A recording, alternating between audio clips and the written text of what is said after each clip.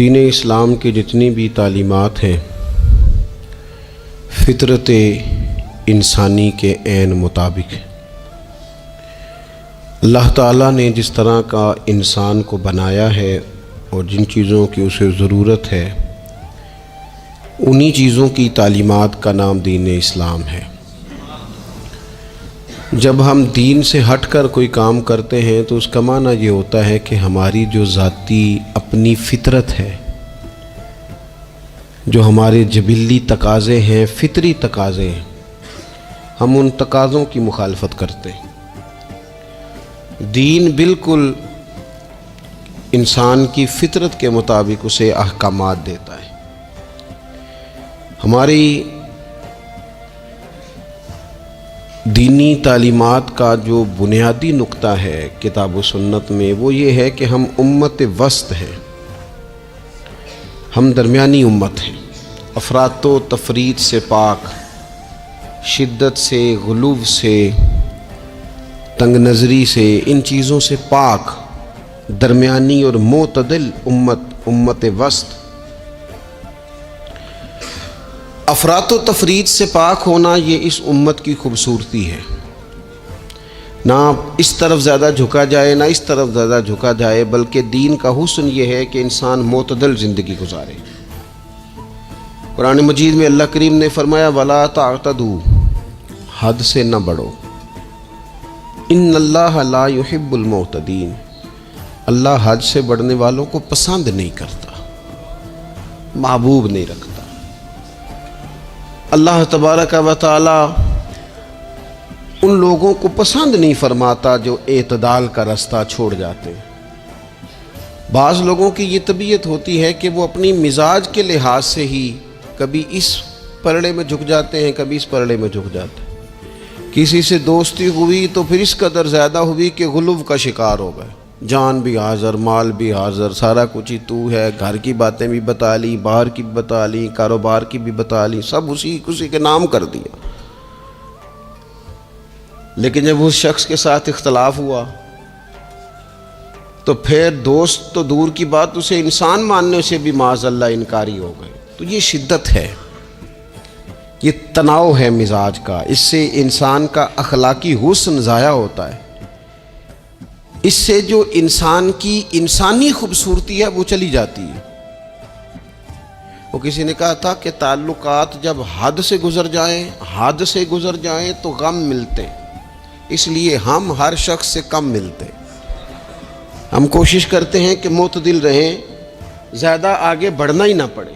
نبی پاک صلی اللہ تعالیٰ علیہ وآلہ وسلم نے ہمیں معتدل دین دیا ہے، اعتدال والا، درمیانہ، اور فرمایا بہترین رستہ درمیانہ رستہ ہے۔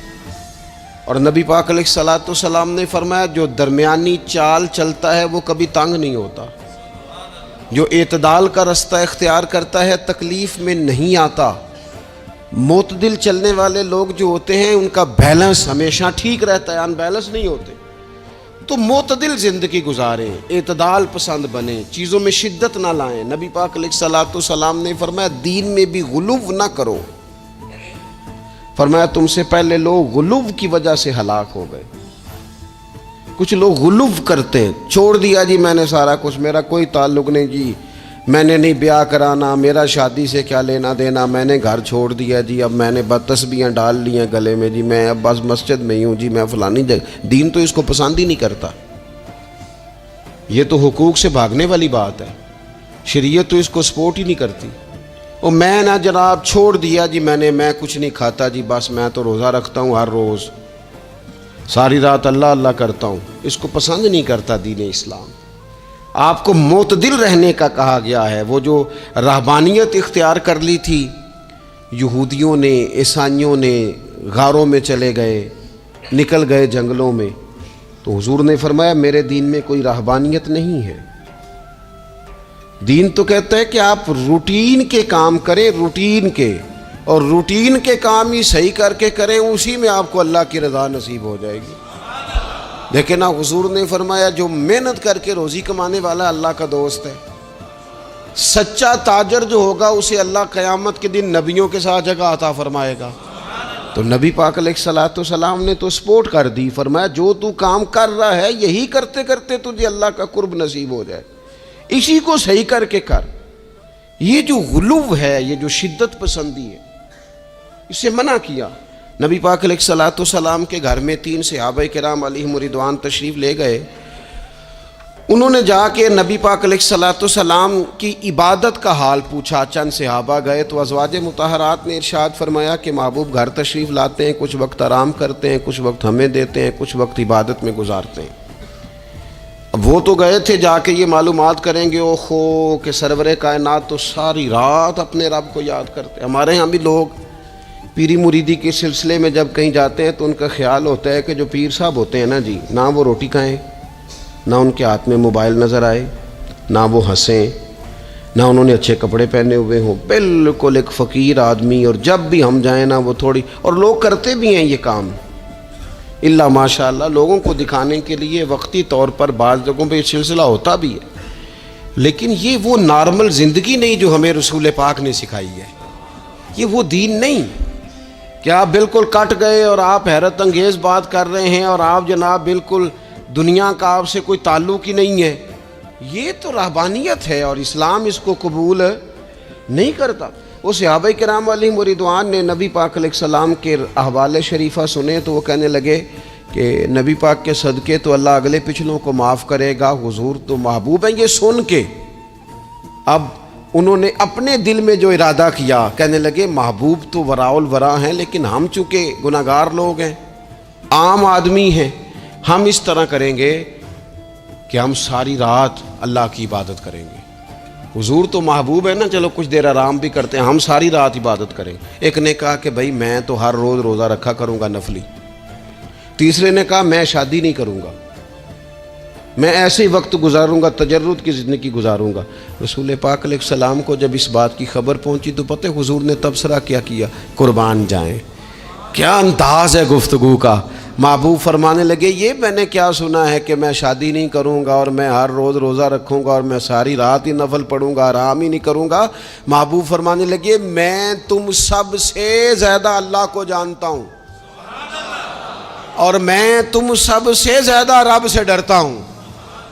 حضور فرمانے لگے میں نے تو شادیاں بھی کی ہیں، میرے تو بچے بھی ہیں۔ حضور فرمانے لگے میں تو روزہ بھی رکھتا ہوں اور میں تو نفلی روزے چھوڑتا بھی ہوں۔ محبوب کریم علیہ الصلوۃ والسلام فرمانے لگے میں تو رات کو عبادت بھی کرتا ہوں اور آرام بھی کرتا ہوں۔ اللہ کے رسول صلی اللہ تعالیٰ علیہ وسلم ارشاد فرماتے فرماتے بات کہاں تک لے گئے؟ حضور فرمانے لگے اپنے یہ سارے طریقے، اپنی یہ سنت حضور بیان کر کے کہنے لگے سن لو بھائی، جس نے میری سنت سے منہ موڑا اس کا مجھ سے تعلق ہی کوئی نہیں، میرے طریقے پہ چلو۔ جو میں تمہارے لیے اسوہ چھوڑ کے جا رہا ہوں اس اسوے کو اپناؤ، اس طریقہ مبارکہ پر عمل کرو، اعتدال نہ چھوڑے کبھی بھی۔ غیر معتدل ہو جاتے ہیں لوگ، میں نے دیکھا ہے کہ وہ نا جب بندہ غیر معتدل ہو جاتا ہے تو چیزوں کا حسن ختم ہوتا ہے، اس کا وقار اٹھ جاتا ہے، اس میں تازگی نہیں رہتی، اس کے اندر وہ کیفیت نہیں رہتی۔ یہ دین کی بات ہے نا، تبلیغ ہے، یہ بھی حد سے زیادہ نہیں کرنی چاہیے۔ حضرت عبداللہ ابن مسعود رضی اللہ تعالیٰ عنہ سے لوگوں نے کہا تھا ہمارا دل کرتا ہے آپ روز واز کریں، روز تقریر کریں، ہم روز سنیں، تو آپ فرمانے لگے نہیں، ہفتے میں 3 دن بات کروں گا۔ اتنی بات کریں گے جو معتدل رہے، جو حد سے زیادہ نہ بڑھے۔ وہ ہمارے ہاں رواج ہے نا 2.5 گھنٹے کی تقریر کا، 3 گھنٹے کی تقریر کا، 4 گھنٹے کی تقریر کا۔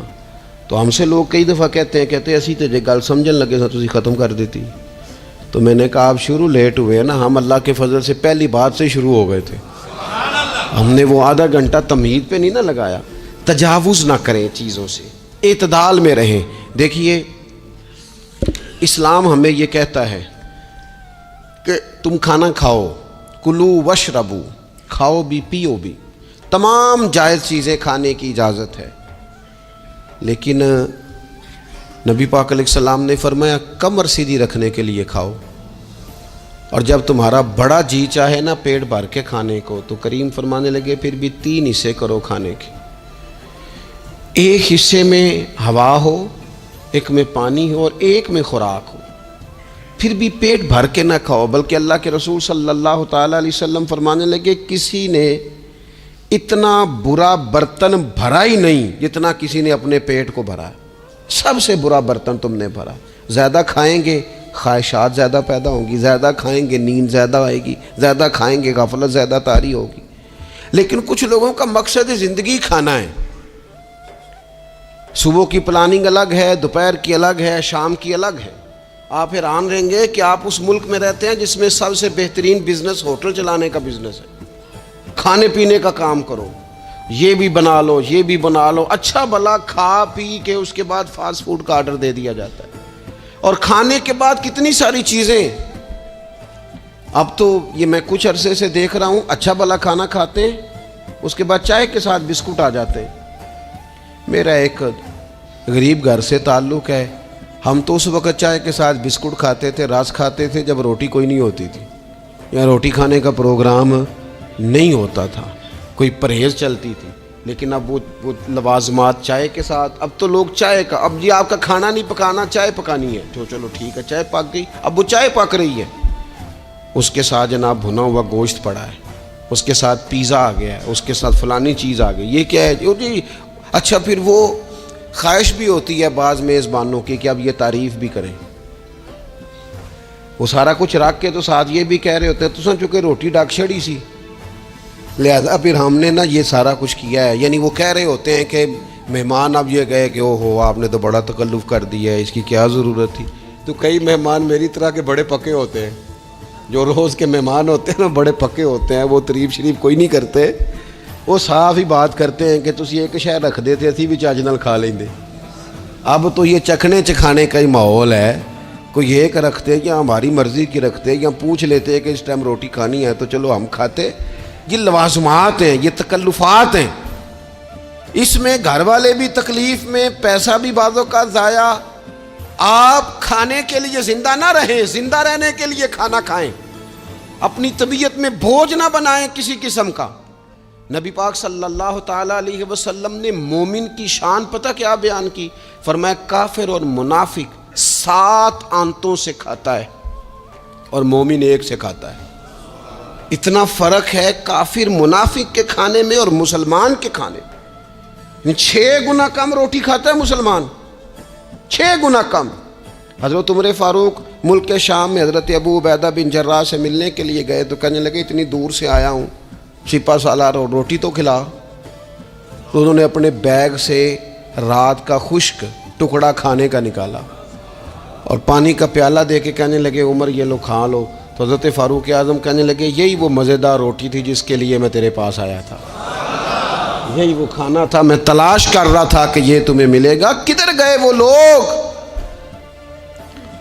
جو رات کے کھانے میں فریج بھی نہیں ہوتی تھی، رات کے کھانے میں تھوڑا پانی ڈال دیا اماں نے، اس کو 3-4 دفعہ ابال لیا، رات کی روٹیوں میں تھوڑا سا پانی اور تھوڑا سا گھی، پورا گھی نہیں، تھوڑا سا پانی اور تھوڑا سا گھی، اور ساتھ دادی نانی یہ بھی کہہ رہی ہے کہ یہ پانی سے ذرا نرم ہو جائے گی روٹی، اور پھر وہ کھانا کھایا جا رہا ہے۔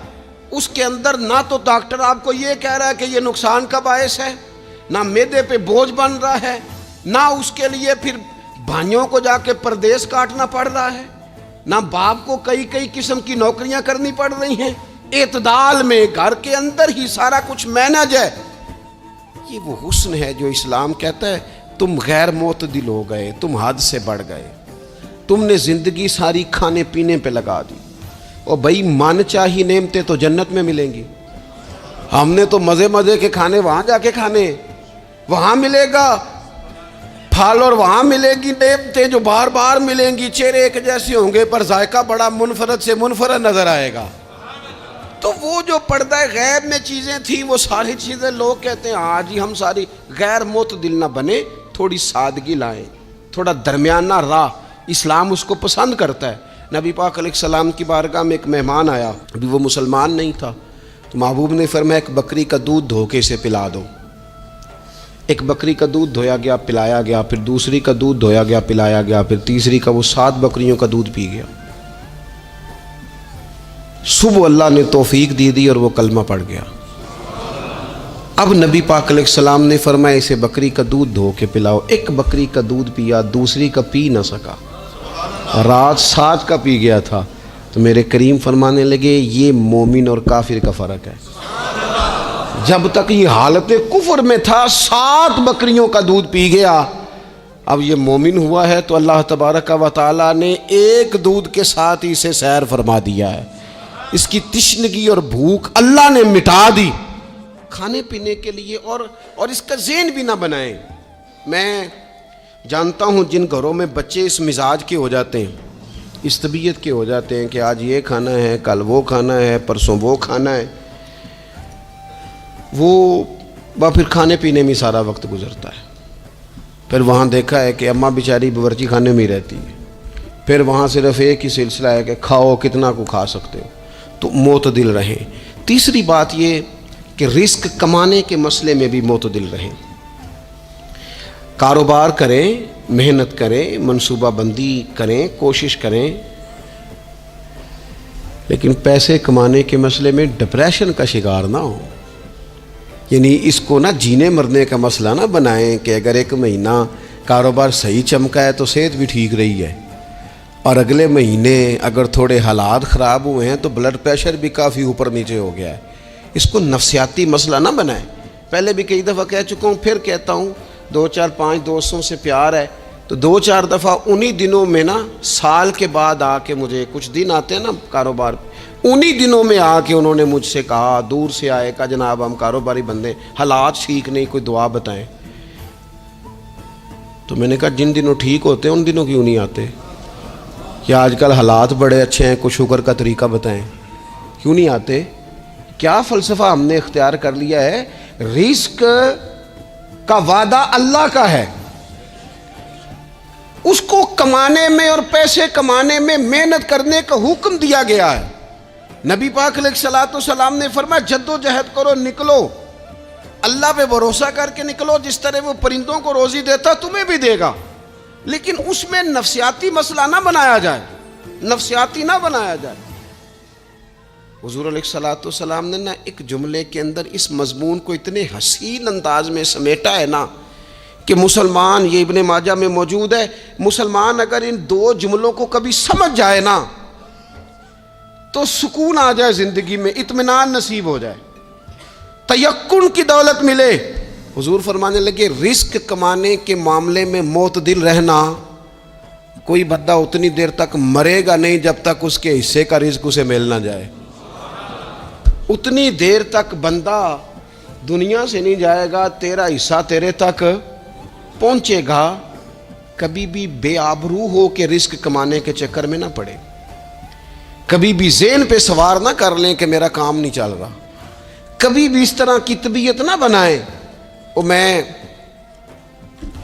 تھوڑی دیر پہلے عرض کر رہا تھا کہ ایک بزرگ نے نا 2 کنجوس لوگوں کو پہلے بلایا, کنجوس آدمی تھے اللہ ماشاء اللہ. تو ان کے سامنے کھانا رکھا, کھانا بڑا بہترین اعلیٰ کوالٹی کا, لیکن ان سے کہا کہ جناب ہم نے نا ایک سبق لینا ہے آپ سے, تو کھانا تو آپ کو ملے گا اور آپ کی مرضی کا پکایا ہے, پر کھانے کا طریقہ ہمارا ہے. انہوں نے کیا کیا, یہاں سے رکھ کے نا ان کے ہاتھ باندھ دیے. وہ پرانے زمانے میں جو جراح ہوتے تھے بازو ٹوٹ جاتا تھا تو باندھتے تھے نا لکڑیاں رکھ کے, تو لکڑیاں رکھ کے نا ہاتھ باندھ دیے تاکہ یہ جوڑ موڑ نہ سکے. تو یہاں سے ہاتھ باندھ دیے کہ روٹی کھاؤ. کنجوس بندے تھے. اب انہوں نے لقمہ اٹھایا, ہاتھ بندھا ہوا, اور یہاں سے لے جا کے جب منہ میں پھینکا, وہ کپڑے بھی سارے الجھ گئے, حال بھی خراب ہو گیا, پر کھایا انہوں نے مزہ لے کے پورا. وہ بڑی بری حالت ہو گئی. وہ کنجوس تھے دونوں کو دسترخوان پہ روٹی کھائی جا رہی. اب ان دونوں کو سمجھانے کے لیے کہا کہ اب ہم تمہیں 2 اور لوگوں سے بھی ملواتے ہیں. اب 2 وہ بندے بلائے جو دل کے سخی تھے, جو رزق کے معاملے میں اس کا زیادہ حریص نہیں تھے. ان کی بھوک جو تھی وہ کہیں دور تک دکھائی نہیں دے رہی تھی.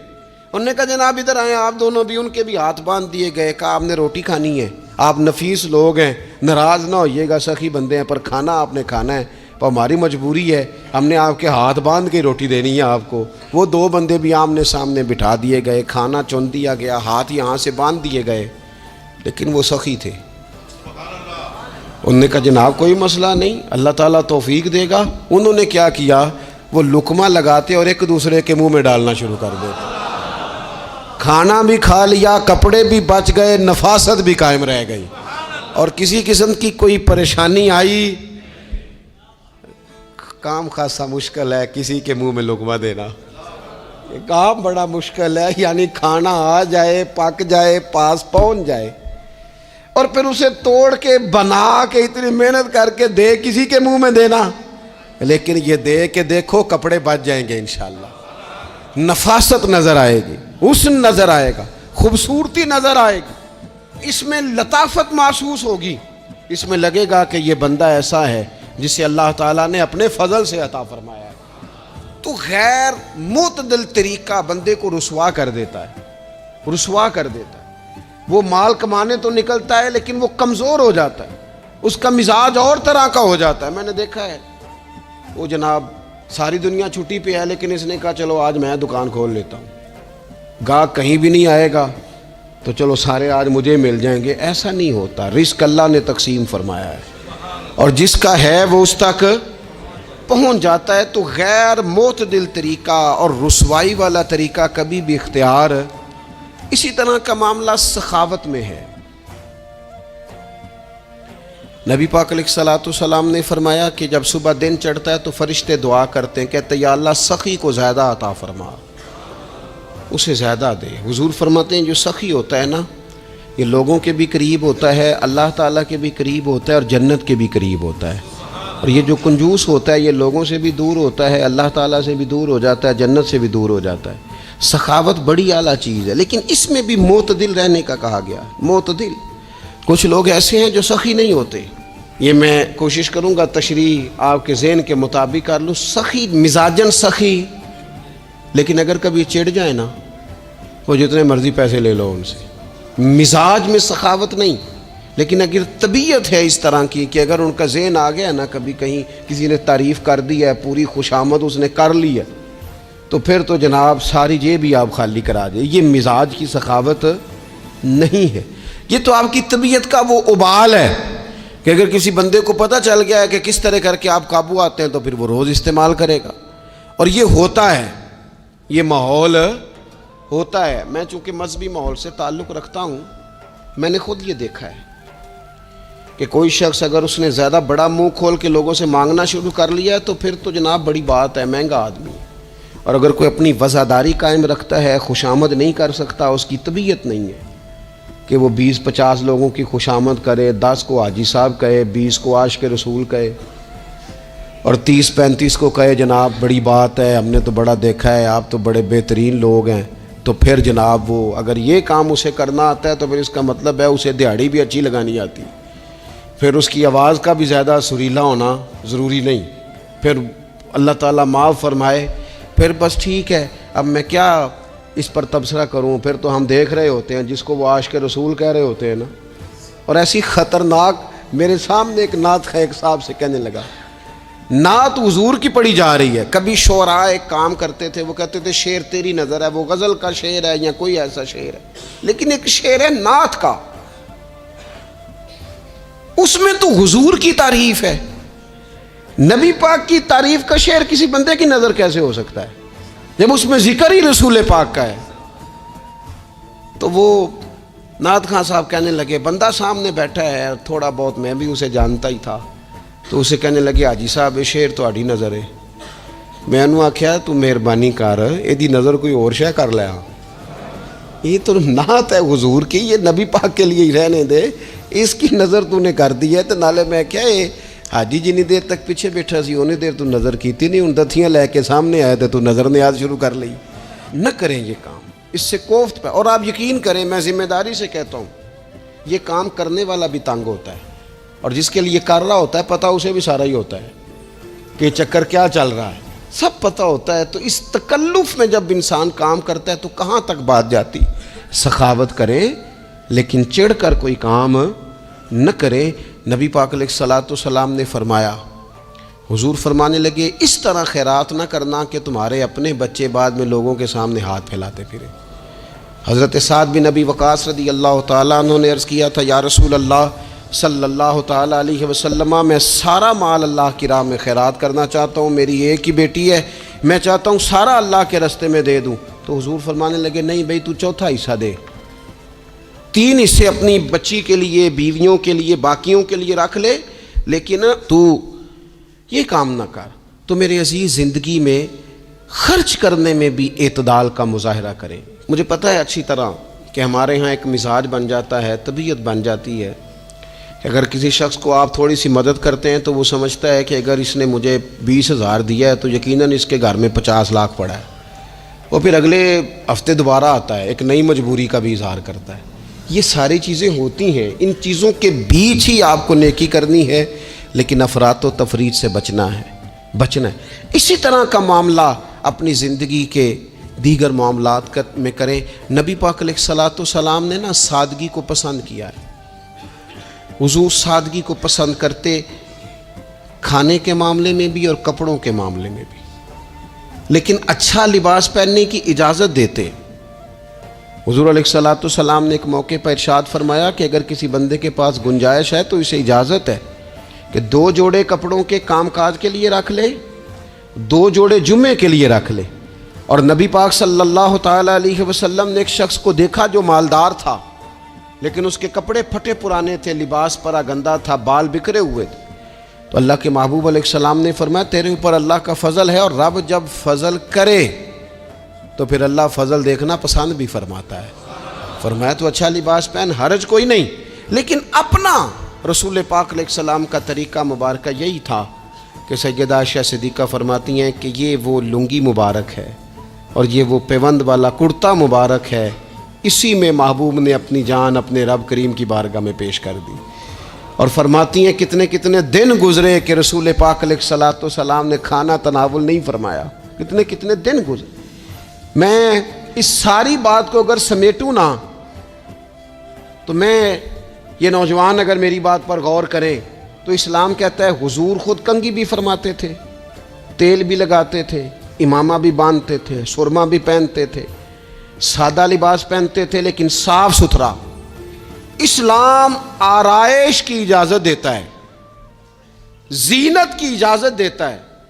آپ کنگھا کریں، تیل لگائیں، خوشبو لگائیں، سرما لگائیں، صاف لباس پہنے، کپڑے دھلے ہوئے پہنے۔ حضور نے حکماً کہا، تاکیداً کہا کہ جمعے والے دن نہا کے مسجد میں آیا کرو۔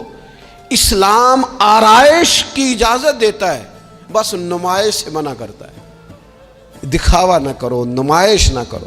یہ نہ کہو کہ میں نے اتنے لاکھ کا پہننا ہے، ذرا لاگ پتہ جائے لوگوں کو۔ یہ نہ مزاج بناؤ کہ اوہو یہ تو میں نے جناب پچھلے ہفتے بھی پہنا تھا، یہ تو میں نے منگنی والے دن بھی پہنا تھا، نکاح والے۔ یہ نمائش ہے، نمائش سے اسلام منع کرتا ہے۔ اللہ کے پیارے رسول صلی اللہ تعالیٰ علیہ وسلم نے فرمایا جس نے دنیا میں شہرت کا لباس پہنا، اس طرح کا لباس پہننا چاہا، اس طرح کے کپڑے زیب تن کرنا چاہے جس سے محسوس ہو کہ میں ایک بڑا آدمی ہوں، میں مالدار آدمی، جس نے دنیا کے اندر شہرت کا لباس پہنا، اللہ قیامت کے دن اسے ذلت کا لباس پہنائے گا۔ یہ معتدل کیوں نہیں رہا؟ اس نے کیوں حد سے تجاوز کیا؟ اس کو اس طرح نہیں کرنا چاہیے تھا۔ رسول رحمت صلی اللہ تعالیٰ علیہ وآلہ وسلم نے ہمیں جس چیز کی اجازت دی ہے وہ کام ہم کر سکتے ہیں، اور جس سے نبی پاک علیہ الصلوۃ والسلام نے ہمیں روکا ہے اس کام سے ہم نے بچنا ہے۔ ایک اور بات بھی خاص اور بالخصوص نوجوانوں سے کرنی ہے، وہ خاص جس طرح کھانے پینے میں معتدل رہیں، کمائی کرنے میں معتدل رہیں، خرچ کرنے میں اعتدال کا مظاہرہ کریں، لباس میں اعتدال کا مظاہرہ کریں، اسی طرح نا یہ آرام کرنے میں بھی ذرا معتدل رہیں۔ بہت زیادہ آرام کرنے لگ گئی ہے نئی نسل۔ آپ ضرورت سے زیادہ بھی سو لیں تو تھکاوٹ بڑھ جاتی ہے۔ اگر انسان اتنا ہی آرام کرے نا جتنا اس کی طبیعت کے لیے ضروری ہے تو اس میں طبیعت فریش رہے گی۔ لیکن اگر آپ کہیں، وہ ایک دوست ہیں ہمارے، تو ان کو جب تک کوئی اٹھائے نہ تو اٹھتے نہیں، تو گھر والوں نے ایک دن ارادہ کیا کہ آج صبح نہیں اٹھانا، دیکھتے ہیں کتنے بجے اٹھتا ہے، ماشاءاللہ شادی شدہ ہیں، بچے ہیں، تو کہنے لگے جی پھر اللہ کے فضل سے میں 2 بجے خود ہی اٹھ گیا تھا۔ رات ایک شخص سویا ہے اور اگلے دن 2 بجے سویا، تو اب وہ انہوں نے تو یہ بات محبت میں کی، تو پھر میں نے ان سے یہ پوچھا، میں نے کہا یہ بتائیں کہ آپ چلیں رات آپ سو گئے، سمجھ لیں آپ سو گئے 2 بجے رات کو، 12 گھنٹے کے بعد اگر آپ اٹھے طبیعت کیسی تھی؟ کہنے لگی فریش نہیں تھی۔ میں نے کہا فریش تبھی ہوتی ہے اگر آپ فجر میں اٹھ کے وضو کر کے نماز پڑھتے، فریش یہ تبھی ہوتی ہے اگر آپ سحری آپ اپنی روٹین کے مطابق اٹھتے اور اپنی ڈیوٹی پہ جاتے، واپس آتے اور تھک کے سوتے۔ بہت زیادہ آرام پسندی، اور جب سے یہ ساتھ موبائل اٹیچ ہوا ہے، ایک کونا مل جائے، ایک تکیہ مل جائے اور موبائل کی بیٹری موجود ہو اور سروسز اس کی ساری ٹھیک ہو، پھر ہمیں آواز کوئی نہ دے۔ اس سے کیا ہوتا ہے؟ وجود بالکل سست ہو جاتا ہے۔ آپ کو اللہ تعالیٰ نے جو قدرتی صلاحیتیں دی ہیں، آپ جو کچھ کر سکتے ہیں اپنے گھر کے لیے، وطن کے لیے، ماں باپ، وہ آپ نہیں کر پائیں گے۔ زنگ آلود ہو جائے گا وجود، ہر وقت کی تھکاوٹ، ہر وقت کا مزاج کے اندر سستی کا آ جانا، اعتدال سے نہ نکلیں۔ نیند 7-8 گھنٹے بہت کافی ہے، اور وہ بھی میں آپ کو ایک ذاتی بات بتاتا ہوں، اگر اللہ چاہے نا بندے کی نیند پوری ہو تو کئی دفعہ صرف 20 منٹ آنکھ لگ جائے تو بندہ فریش ہو جاتا ہے، اور اگر منظور نہ ہو مالک کریم کو تو پھر ٹھیک ہے، لوگ لیٹے ہوئے۔ اللہ کے پیارے رسول صلی اللہ تعالیٰ علیہ وسلم نا بہت زیادہ آرام طلبی کو پسند نہیں کرتے، مسلسل جد و جہد۔ گھر آئے، کچھ دیر آرام کیا، نماز شروع کر لی، حضور تہجد میں اٹھ گئے، پھر حضور فجر میں اٹھ گئے، دوپہر میں تھوڑا سا آرام فرماتے تاکہ رات کو بیدار رہنا آسان ہو، لیکن بہت آرام پسندی۔ ہمارے حضرت صاحب فرمایا کرتے تھے زمین کے اوپر کام، نیچے جا کے آرام۔ وہ کسی نے کہا تھا جاگنا ہے جاگ لے افلاک کے سائے تلے، پھر تو حشر تک سوتا رہے گا خاک کے سائے تلے۔ سونا ہی ہے نا، مرنے سے لے کر قیامت تک سونا ہے نا، تو اب تو جاگنے کا وقت ہے۔ نبی پاک صلی اللہ تعالیٰ علیہ وسلم نے حضرت معاذ ابن جبل رضی اللہ تعالیٰ عنہ کو یمن کا گورنر بنا کے بھیجا تو نصیحت فرمائی تھی۔ حضور علیہ الصلوۃ والسلام نے فرمایا تھا تمہیں گورنر بنا کے بھیج رہا ہوں، عیش کوشی سے بچنا۔ حضور فرمانے لگے اللہ کے بندے آرام طلب نہیں ہوتے، رب کے بندے تو محنت کرنے والے ہوتے، جد و جہد۔ وہاں جا کے عیش کوشی سے بچنا، یہ مسند امام احمد بن حنبل میں موجود ہے۔ یہ جو آرام ہے نا، ہمیں بلائے کوئی نہ، آواز کوئی نہ دے، میں مرضی سے اب تو چھٹی ہے جی، اب تو میں نے سویرے اٹھنا ہی نہیں۔ او بھائی ڈھیر سارے کام ہیں جو چھٹی والے دن کرنے کے، ڈھیر ساری ذمہ داریاں ہیں جو چھٹی والے دن پوری کرنے کی۔ اپنی زندگی سے، اپنے وجود سے کچھ نفع لیں، ایسا نہ ہو کہ یہ بیکار ہو جائے۔ لیکن اگر زندگی صرف اور صرف کھانے پینے میں، لباس پہننے میں اور باتیں کرنے میں لگ جائے تو پھر تو آپ بیکار ہو جائیں گے۔ پھر تو محسوس ہوگا کہ جیسے انسان نہ خوابوں کی دنیا میں زندہ ہے، باتوں کے ساتھ اپنے دل کو مطمئن کرتا ہے۔ اس نے اچھا لباس پہن لیا ہے، بس آئینے میں اپنے آپ کو دیکھ کے خوش ہوتا رہتا ہے، طرح طرح کے کھانے منگاتا رہتا ہے، بس زبان کے ذائقے پورا کرتا رہتا ہے۔ امام طبرانی حدیث لائے ہیں، رسول پاک صلی اللہ تعالیٰ علیہ وسلم نے فرمایا میری امت میں ایسے لوگ آئیں گے جو رنگ برنگے کھانے کھائیں گے، انواع و اقسام کے مشروبات استعمال کریں گے، طرح طرح کی زیب و زینت کریں گے، اور منہ پھاڑ پھاڑ کے باتیں کریں گے، منہ کھول کھول کے گفتگو کریں گے۔ حضور نے پتہ کیا فرمایا؟ فرمایا یہ میری امت کے بدترین لوگ ہیں، یہ بدترین لوگ ہیں جن کا مقصود ہی صرف لباس پہننا ہے، مقصود ہی صرف کھانے کھانا ہے، مقصود ہی منہ کھول کھول کے باتیں کرنی ہے۔ ان لذات میں جو لوگ پوری طرح الجھ گئے، کوئی خیر کا کام ہی نہ کر سکے، کوئی مقصد زندگی کی طرف ہی نہ بڑھ سکے، یہ بدترین لوگ ہیں۔ عزیز دوستو، ان 3 چیزوں میں ڈھیر سارے لوگ، اللہ تعالیٰ معاف کرے اللہ ماشاء اللہ، اللہ سب کو محفوظ رکھے، اپنی زندگی کو ضائع کرتے دکھائی دیتے ہیں۔ یا تو کھانے پینے کا شوق ہے، یا لباس کی زیب و زینت کی طرف توجہ ہے، یا بس نشستن گفتن برخاستن بیٹھے ہیں اور باتیں کی ہیں اور اٹھے اور اتنی باتیں کی ہیں، اتنی باتیں کی ہیں، اس میں بھی کوئی اعتدال نہیں۔ بہت زیادہ بولنے سے وقار چلا جاتا ہے، بہت زیادہ باتیں کرنے سے باتوں کا حسن ضائع ہوتا ہے، بہت زیادہ بولنے والے کے جملے قیمتی نہیں رہتے، بہت زیادہ باتیں کرنے والا آدمی بے وزن اور بے وقت ہونے لگتا ہے۔ بغیر مانگے مشورہ دینے والے لوگوں کے مشوروں کو لوگ ردی کی ٹوکری جاننے لگتے ہیں۔ اپنی زندگی کو اگر وزادار اور باوقار بنانا چاہتے ہیں تو ذرا لباس میں بھی سادگی ہو۔ اللہ کی ہر نعمت خوش دلی سے استعمال کی جائے۔ سادہ کھانا بھی ملے تو رب کی عطا سمجھ کے رغبت کے ساتھ، شوق کے ساتھ اسے استعمال کیا جائے۔ مجلس میں بیٹھا جائے تو سیکھنے کی کوشش کی جائے، دوسروں کی باتوں کو سنا جائے۔ اللہ تعالیٰ نے کان 2 دیے ہیں، زبان 1 دی ہے۔ معنی کیا ہے؟ ڈبل سننا چاہیے اور سنگل بولنا چاہیے۔ 2 گنا سنیں اور اس سے آدھی گفتگو کریں۔ اور ہمارے حضرت تو فرمایا کرتے تھے اپنے جملوں کو چھوٹا کرو۔ جو بات تھوڑے جملوں میں کہی جا سکتی ہے اسے لمبے جملوں میں نہ کہو۔ ہر بات کی وضاحت کرنا اور ہر بات کا پس منظر بیان کرنا اور بات کو اتنا لمبا کر دینا کہ اصل بات ہی اس میں سے رہ جائے، بیچ میں سے مدعا ہی ختم ہو جائے، آنے کا مقصد ہی کسی کو سمجھ میں نہ آئے، اس سے بھی انسان اعتدال کا رستہ چھوڑتا ہے۔ تو فرمایا وَلَا تَعْتَدُوا، حد سے نہ بڑھو، ان اللہ لا يحب المعتدین، اللہ حد سے بڑھنے والوں کو پسند نہیں کرتا۔ اللہ تبارک و تعالی ہمیں دین کا جو حسن ہے اعتدال پہ رہنا اس پہ ہمیشہ قائم رکھے۔ آخر دعوایا ان الحمد للہ رب العالمین۔